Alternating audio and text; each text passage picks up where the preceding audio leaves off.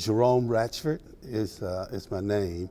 And of course, I'm from southeastern Kentucky, specifically Lynch, Kentucky, Harlan County.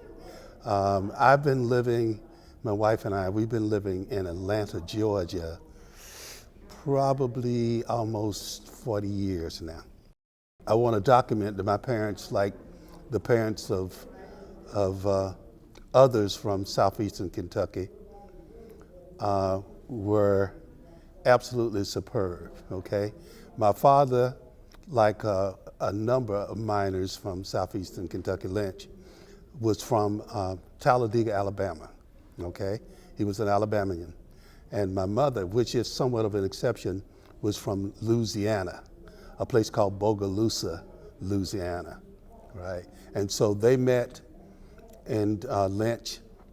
My father was a coal miner, and my mother came there to assist some relatives, some younger relatives that were there. And she met my father in the process, and they got married. And a couple of years after they got married, I was conceived. The maiden name is Miles, okay? And the first name is Lavinia Miles. Again, she had a younger sister and a niece who was staying with the niece's aunt, but they were like teenagers. And some members of the family worried about who was supervising them and stuff like that. So my mother came there as the supervisor. My mother was taking care of her mother prior to doing that. And when her mother died, they appointed her to go to Kentucky to supervise this younger sister and this niece. So that was the catalyst for her coming to Lynch. And in the process, she met my father. My father had been there since the 1930s, I think. And there was like a differential of about 12 years in their ages and so forth, yeah. So they got married in, I think it was like 41, thereabout. And I was conceived 2 years later.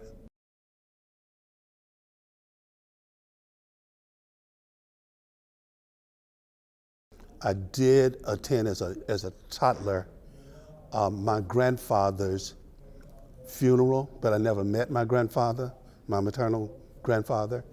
And the same is true with my maternal grandmother, okay? Now on my father's side, they both were deceased when I was born. I do know I know their names and their histories and so forth of them. But my grandfather, paternal grandfather, he died in 31. So I never met either of them, yeah.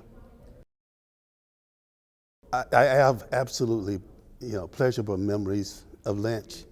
I don't think it's an exaggeration to classify the experience as being idyllic, because truly a village raising everybody was the paradigm, during that period of time. So not only were you properly educated and supervised and guided by your parents, but you had neighbors that did the same thing, okay? And that was a kinship among and a camaraderie among the people in Lynch, including my peers, where we would have our occasional fights and things like that. And they would always be fair fights. There was no one toting a gun or a knife or whatever it is. But when things culminated, we were friends again and so forth, okay? In other words, the ties that bind were stronger than any kind of division that occurred. So it was a very pleasurable experience. Even when I talk about segregation, and we did live in a segregated community, it wasn't, I can say this because professionally, I moved south and I got a chance to see some of the, deep south I should say, to see some of the rudiments of strict segregation.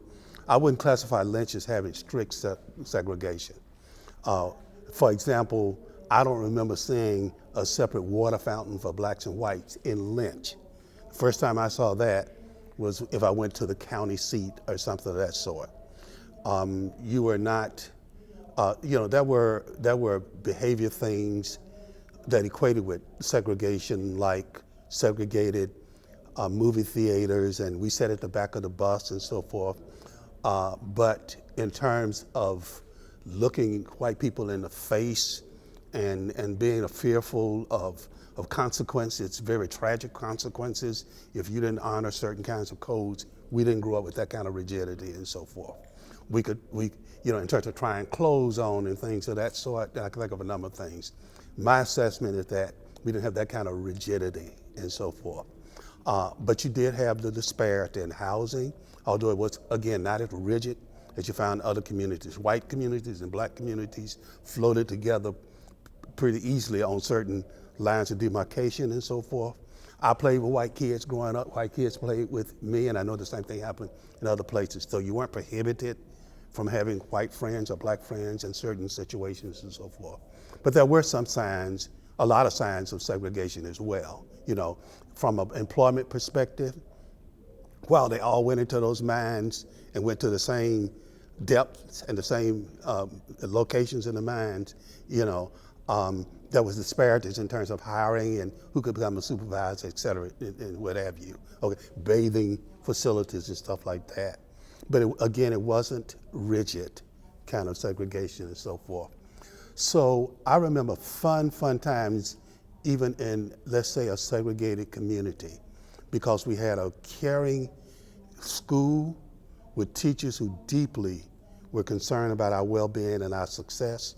We had parents who were deeply concerned about our well-being and success. And I was just telling someone today that I was reading an article in one of the programs that they published for this particular event, and I totally agree with what some author said about something that our father said in that community universally. And they didn't get together and say this, but they said that one of the reasons why they're going into the bowels of those mines was so that their sons and daughters didn't have to do that in the future. And they laid a foundation for us not to do that, okay? In fact, they were the catalyst for the overwhelming success that came out of that community. And I can say, I think accurately and confidently, that the level of success from the people that came out of black people I'm talking about here, from that community, is unprecedented, unbelievable. I'm an evidence of success, but not just me, there are others as well. I was telling someone about this young lady who's the first child of a very close friend of mine, who's now a federal judge in Louisville, Kentucky. And I can just pinpoint PhDs and lawyers and doctors and whomever else you want to talk about coming from that community. Well, the foundation for that were the school teachers, parents, who said to those young people, you can do whatever you set your mind to do, and we want you to think superiorly in terms of your capacities and what you can bring to bear career-wise and professionally in this American culture. And we accepted that omen and went on to achieve outstanding kinds of results. Yeah.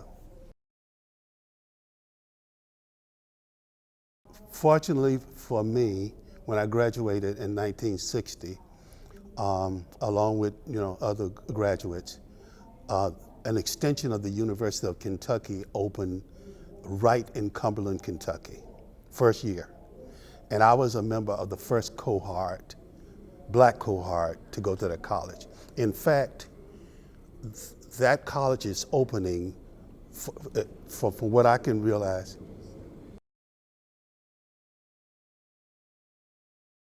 the opening of that college in 1960, that was the first time that educational institutions, as I recall, in Harlan County were desegregated.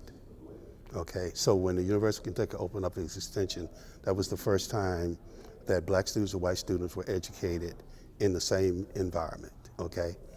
So the cohort of black students, of whom I was one,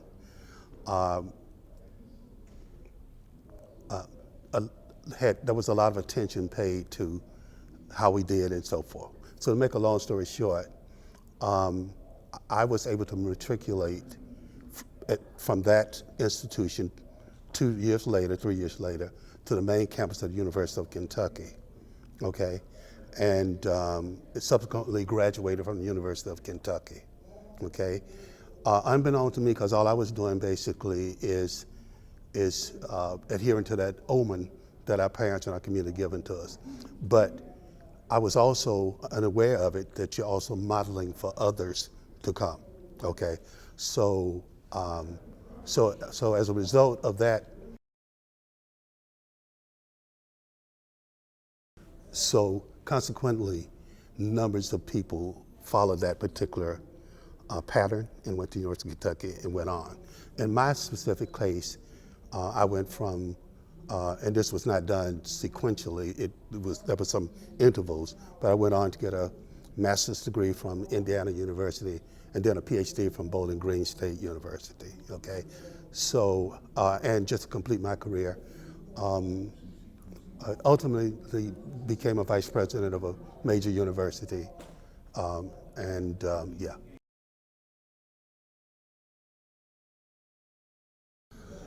Right.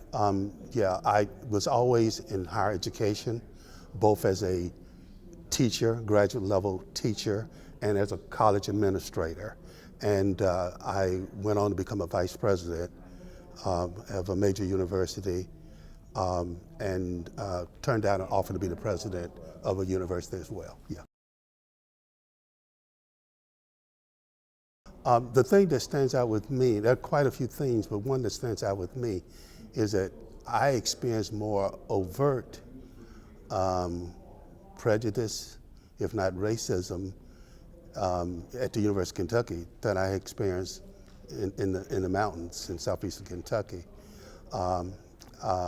Yeah, so I had to be well prepared psychologically to be able to stay focused and achieve what I was there to achieve. Okay, there were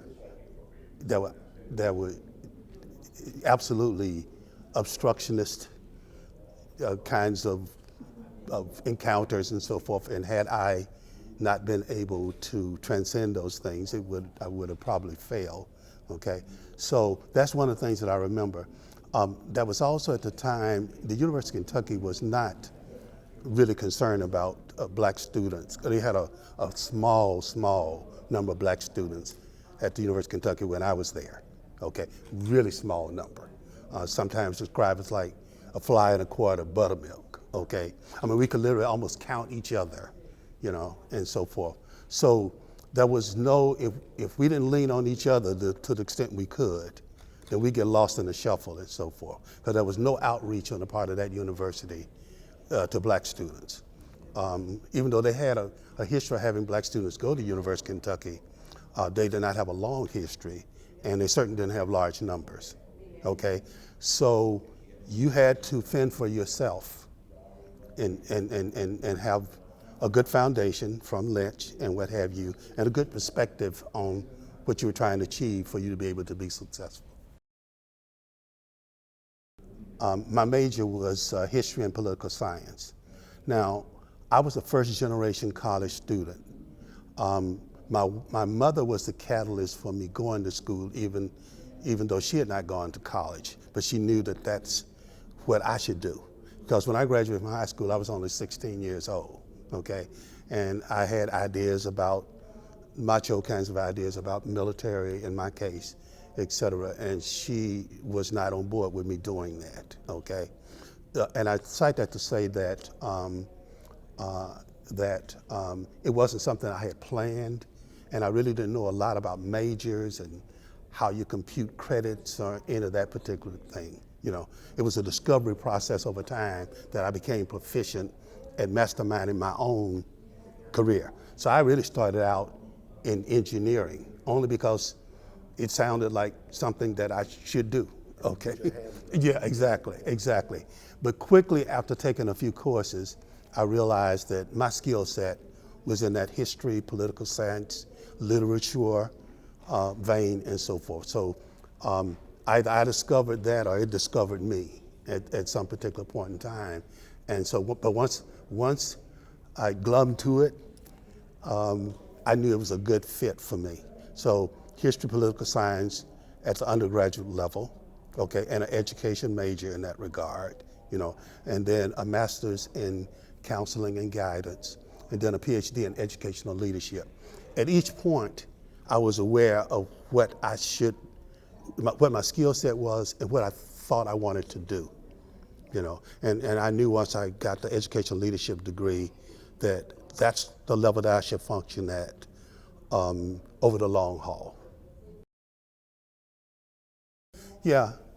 I was just telling someone a few minutes ago, I was, again, you don't think about these things at the time, but I went the opposite direction of what black people were doing from a migratory perspective back in that particular time.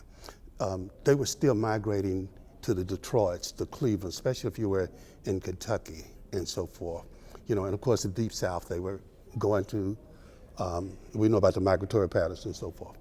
But once I got my degree and talked with some people that were from the South, I realized that I wanted to go south. I particularly wanted to work at a historically black college and university, and the ones that had tradition and for me to have choices, you got to go essentially to the Deep South, okay? So that's where I went. And so my first position in higher education was at a small school, liberal arts school in Alabama called Talladega College, okay? So I knew that the South was going to be my base, even though I went back to the Midwest to get a degree and took a job on one occasion in the Midwest. I knew ultimately the Deep South, Atlanta, Alabama, some of those places, maybe as far even as New Orleans, would be a place that I would settle in. And so once I got in Alabama and got familiar with the Atlanta area, I knew specifically that ultimately that's where I'm going to apply my skill set. And so I got a position at Emory University in Atlanta, Georgia, and then subsequently at Kennesaw State University in Marietta, Georgia.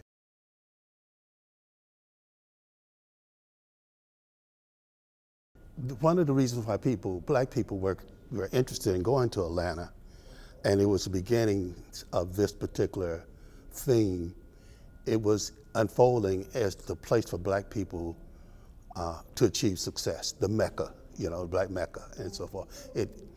So it was an attractive place for people to go because for several reasons. One thing, there was a tradition of black middle classness and success in Atlanta. I could say something about Birmingham, but in other places, but particularly in Atlanta. In other words, they were not new to having doctors and lawyers and businessmen and what have you. Those were established industries in that area historically and so forth. So you had a foundation for middle classness, black middle classness, if you wanted. Exactly.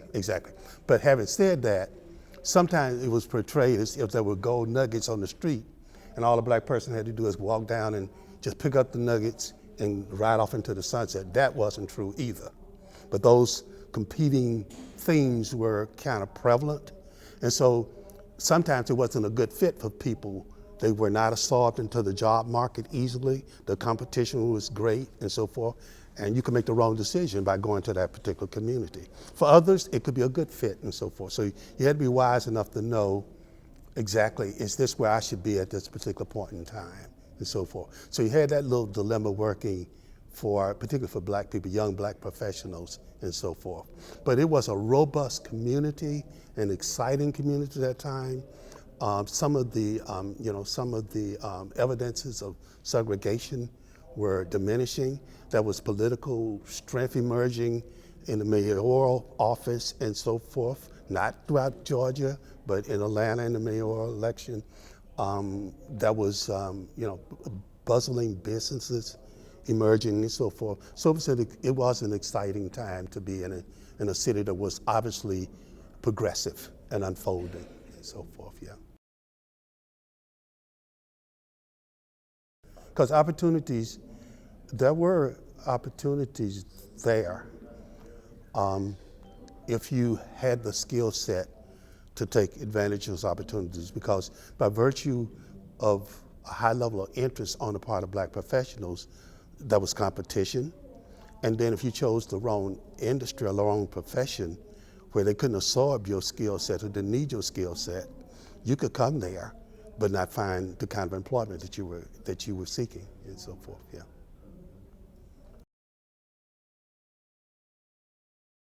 I was essentially oblivious to the emerging of the social club for probably about 10 or 12 years. I used to hear about it, but I really didn't know how cogent and important and established it was and so forth.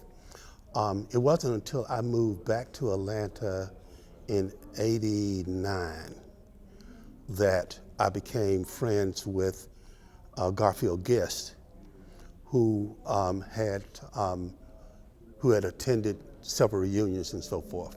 And there weren't very many people, like I said, from Kentucky or even the Midwest living in Atlanta, Georgia at that particular time. So he and I and a few other, some non-Kentuckians and what have you, decided that we would form a chapter of the social club in Atlanta, Georgia, okay?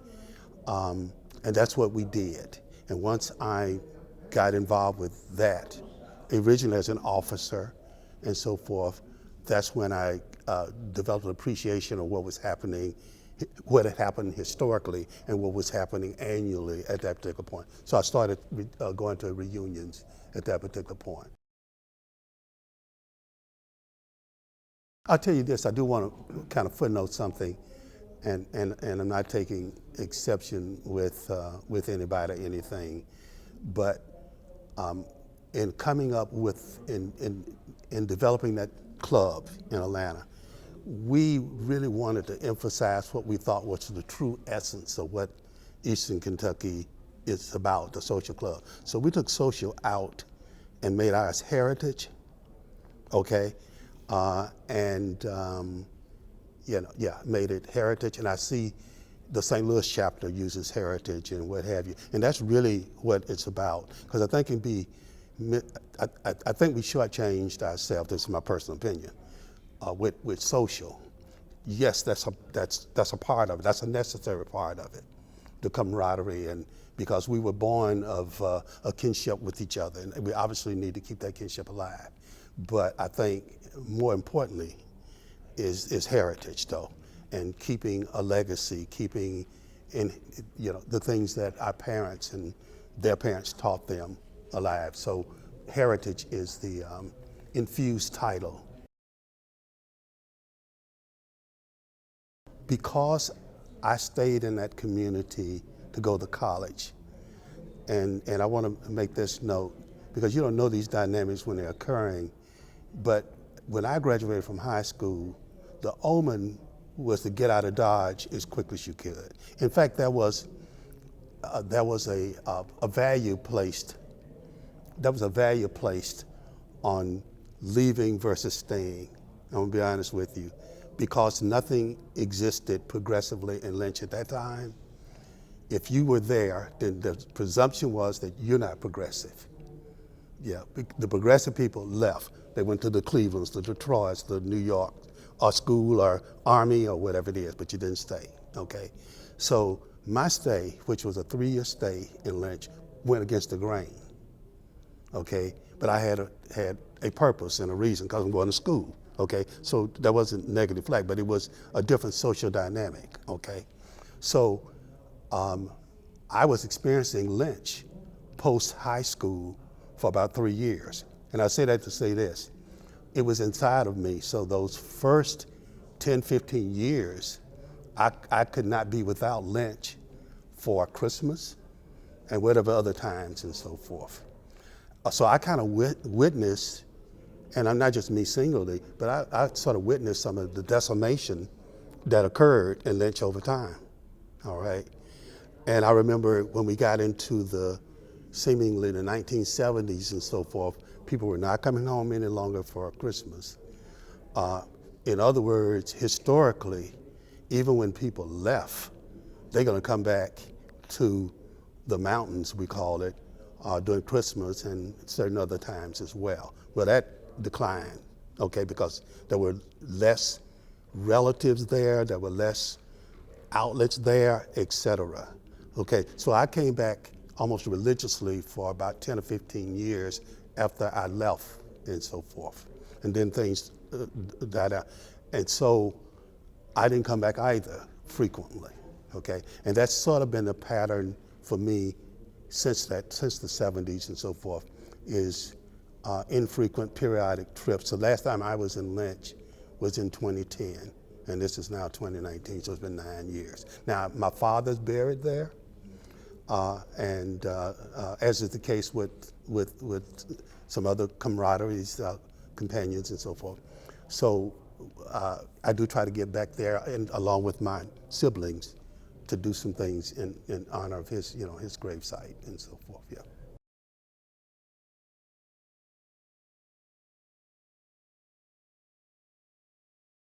I think I would summarize things by saying that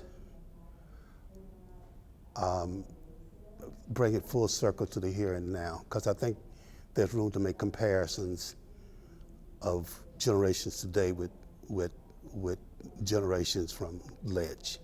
In other words, I think the values that were preached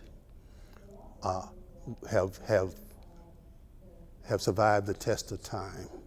And while it seems as if something new is better,